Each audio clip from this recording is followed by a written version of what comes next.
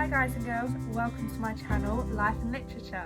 My name's Emily. I decided to make this channel because I love talking about books, and it kind of was just an outlet for me to talk about some of the books that I really love. I find that a lot of my friends and family don't really read, and especially if they do, they don't read the kind of books I do.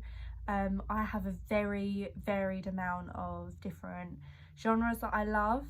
That include romance, sci-fi, mystery, thriller, many different things, and I just thought it'd be a way for me to express what kind of books I like, what I thought about some books, and also have people to talk about them with, have a bit more of a communication. Maybe the books that I read you might not like, so maybe it wouldn't be the video for you, but maybe I can actually show you some books that would be of real interest. So let's go ahead with the video. So the first book that I'm going to go through, I'm going to initially do a video where it's spoiler free, just because some people haven't read these books and maybe they're taking an interest to them, and then I can do a video which includes spoilers, character breakdowns, plot lines, and anything that I kind of thought that the author could have added, or maybe what I thought they should add. Just any kind of general thoughts about the book itself, but this will be a spoiler-free book review. I thought I'd start with my favourite book, which is Pride and Prejudice by Jane Austen. I find a lot of people around my age group love this book. I think mainly because the story within it, the characters, the deep connection you end up getting with the story, the family, you get a real emotional connection to all of it. Start telling you what the book's actually about, rather than just going into a gushing love of this book, because it's not everyone's cup of tea. It is mainly a romance book, but it is a lot about family and different women and different women's personalities during the era that it's written in. Now, Pride and Prejudice, this is quite an old copy that I have. I actually have 3 copies in my bookshelf, which include her other books. I find that Jane Austen has a beautiful way of describing families, love, and also the complications that come with that, because not all love is easy and not all love is wanted, and you can fall into love a lot of the time. So Pride and Prejudice is about the main character, Elizabeth Bennet. Now it follows the Bennet family. You've got Mr. and Mrs. Bennet. Elizabeth Bennet is the second eldest. The eldest is Jane. Then you have Lydia, Kitty and Mary, the younger sisters. You follow most of them and their love stories and how they fall into the relationships they are in. You grow, you fall in love with everything they are, and mainly their relationship they have. They keep their very sisterly bond throughout the book, and I think that's quite beautiful, because usually during this period it was very common that you'd get married off and that relationship would usually break down, or it wasn't there to begin with, because it was very much, it was regimented who would go out into society first. They would get married, they would go, the next one would go out into society, get married and then go. So with this book, it's beautiful to show the differences of how different people thought about love. Firstly, how sisters brought up in the same environment also dealt with situations differently, and really Elizabeth Bennet is the main character. You have Elizabeth Bennet and Mr. Darcy. Now, even if you haven't read this book, everyone has heard of either Elizabeth Bennet, or definitely they've heard the name Mr. Darcy, because so many people would love a Mr. Darcy. I think that's why it was very very wanted in the Bridget Jones's Diary film, that the character was Mr. Darcy. He is a very complicated character. They all have very distinct different personalities throughout, the male and the female characters, and you learn to love their quirks, their differences. They're not all perfect, and they do tend to get situations wrong, which I really love, because in a film you tend to not see the full development of the character. You see them in certain scenes and then you're kind of rooting for them already when it's a male or female character, especially when it's a love story. But in this book, more than anything, I find that Elizabeth is very defined in who she is, and love comes secondary to who she wants to be and who she is as a person. And to show that for the period that it was in. Now, Jane Austen, I went to Bath in England, where she lived for a period. She was very close to her family. She had many brothers and sisters, and she was mainly closest to her sister.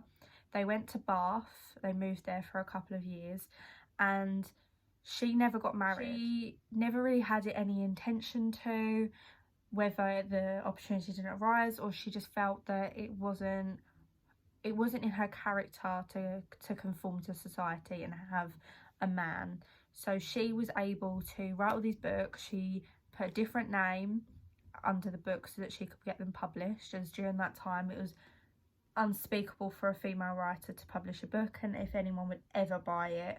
So having a book this different, this innovative and this special, carry through generations and generations, is so powerful. And to think, I don't think she earned a lot of money from when she did end up publishing these books. She led a fairly simple life, but to write about a character so different, and I think she built the character of who she would want to have little kids read and represent them. And I think during this time and period as well, it's more and more towards women power and happiness of whatever you want to be or what you want to choose. And the love in this, yes, it's very classic, it's very beautiful and breathtaking, but at the same time the book itself very hones in on family, obligations, and at the end of the day the society, which I can see why a lot of English subjects end up taking this as a book that you end up doing for GCSE, A levels, that kind of thing, because to study this book or even to read it, it is stunning. Now, this is a very old book. You can get newer versions. I have this old book because I've had it since school.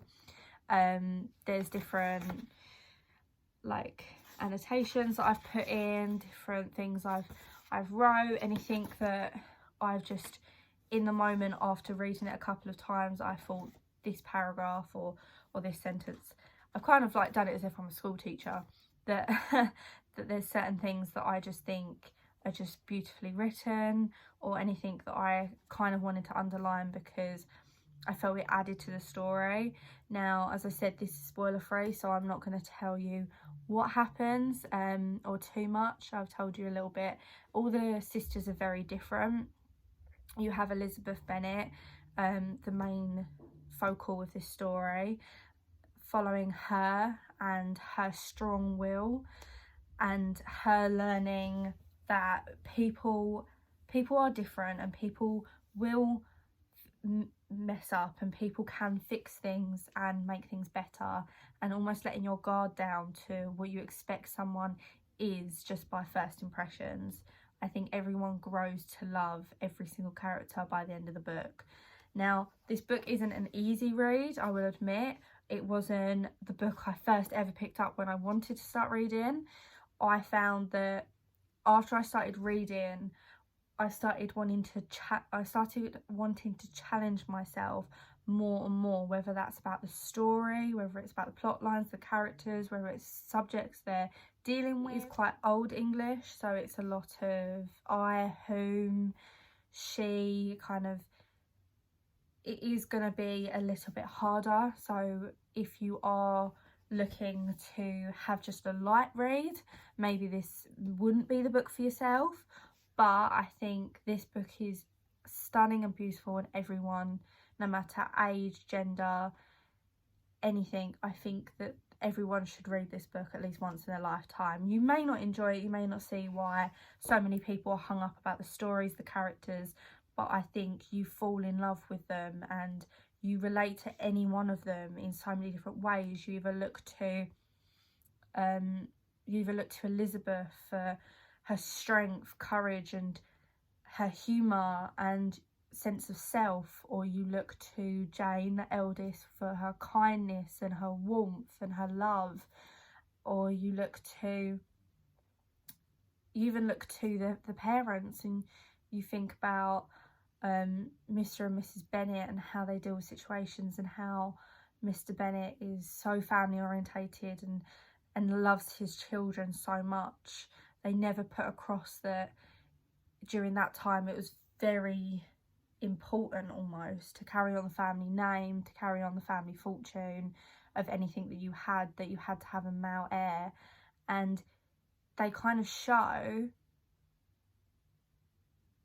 what it was like for some families where the male of the house, like the father, he'd put his family first, and he'd put that his children, no matter what gender, that they were all important. And never once throughout the book, and I'm so glad when they did the film that they didn't make it come across at any point like the father was remotely angry or upset for the situation they were in. He was very happy and he loved them all. He favours Elizabeth, which is very predominant throughout, just for her quick wit, her intelligence, and as I said, her sense of self is just stunning. So I think this is a beautiful book. It is my favourite book.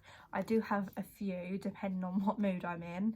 I think everyone has different times of the year that they like to pick up certain books again, and I think this is more of a cosy winter book that I love to just sit down, and I can sit there and hours just making sure that I've read every single page and I've read the full book through, because once you start you want to find out how it's going to end. You want to find out how these characters grow and learn, and their story arcs are just so subtle yet beautiful and well written that this is a very powerful book. And I think more than ever this book is more relevant to anything. So if you're looking for a more of an interesting read, or if I am going to be releasing other videos with other books that I am reading, but if you find that you do want a bit more of a in-depth, detailed, bespoke book, then Pride and Prejudice, I would say 100% you have to read. At least once you have to read it. You will fall in love with all of the characters just as everyone else does.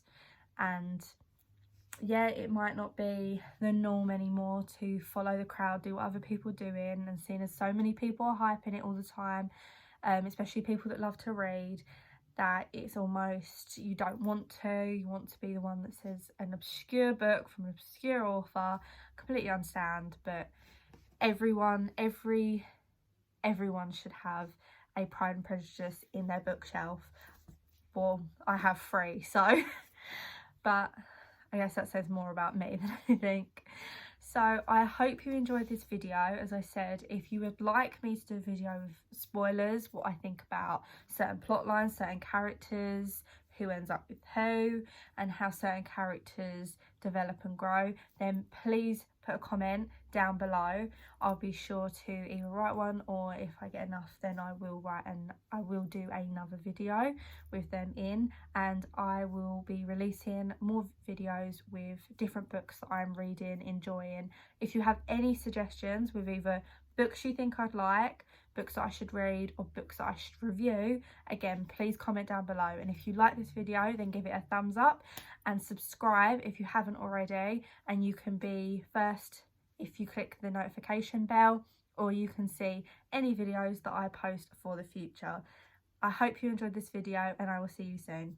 Bye!